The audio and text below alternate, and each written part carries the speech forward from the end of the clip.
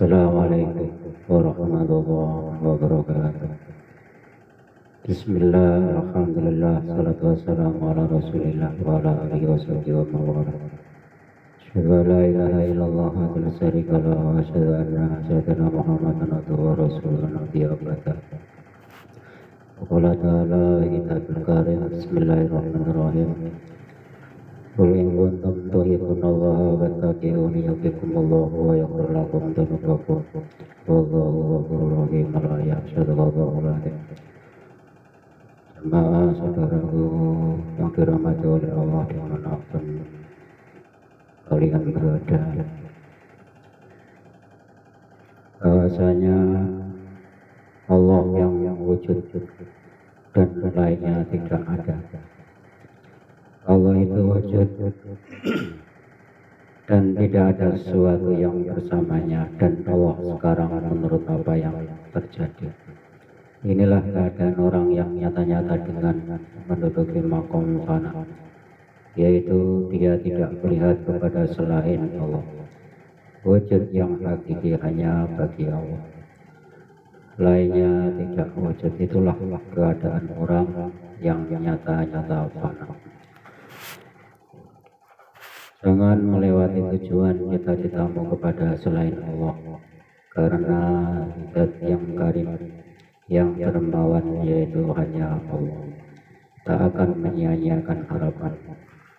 Wahai salik, jangan kamu menghadap kepada selain Allah untuk mendapatkan segala kebutuhan.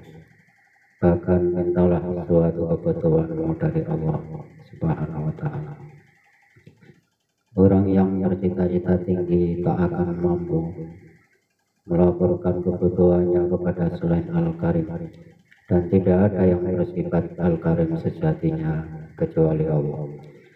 Karena yang dimana namakan Al-Karim, orang yang ketika dia kuasa membalas maka memberi maaf, dan ketika berjanji maka memenuhi, dan ketika memberi maka menambahi menurut sepenuh harapan. Tidak boleh berapapun dan kepada siapapun dia memberi, dan kalau memintanya kepada orang lain maka dia tidak itu, dan kalau disakiti maka marahnya tidak terlalu, dan tidak menyia-nyiakan kepada orang yang meminta tolong, dan dia Allah tidak membutuhkan perantara dan penolong. Jemaah yang dirahmati oleh Allah dimanapun kalian berada, sifat ini semuanya sejatinya tidak ada yang mampu kecuali Allah Subhanahu wa ta'ala. Maka seharusnya jangan sampai melewati Allah. Harapannya para pengharap berharap hanya kepada selain Allah. Tidak bisa menghalangi kamu dari Allah wujudnya sesuatu yang mewujud beserta Allah. Karena tidak ada sesuatu yang bersama Allah. Akan tetapi yang menghalangi kamu tidak bisa melihat Allah adalah sangkaanmu ada yang mewujud beserta Allah. Maka menyangka ada barang mewujud yang beserta Allah. Telah lampau di cara bahwa selain Allah tidak wujud sama sekali pada hakikatnya. Dan sesungguhnya wujudnya selain Allah itu hanya sangkaan. Maka sebetulnya tidak ada yang menghalangi kamu dari Allah, kecuali karena kamu itu menyangka wujudnya barang selain Allah. Sedangkan sangkaan itu adalah sesuatu yang batal. Maka sebetulnya tidak ada yang menghalangi kamu dari Allah. Kamu seharusnya selalu melihat Allah Subhanahu wa ta'ala. Allah kalau berfirman, jika Allah tidak terlihat di dalam barang-barang mawujud, maka barang-barang mawujud itu tidak akan kelihatan. Jika sifat-sifat Allah itu terlihat, maka akan lebur semua barang ciptaannya. Karena wujudnya barang mawujud itu hanya pinjaman atau kelanjutan dari wujudnya Allah. Dan terlihatnya Allah dalam barang mawujud apa saja itu bagaikan terlihatnya matahari di jendela. Kalau tidak, maka barang-barang mawujud itu tidak ada sama sekali sebagai keterangan-keterangan yang telah lampau. Terlihatnya Allah zat yang hak, dari belakang penghalangnya barang wujud.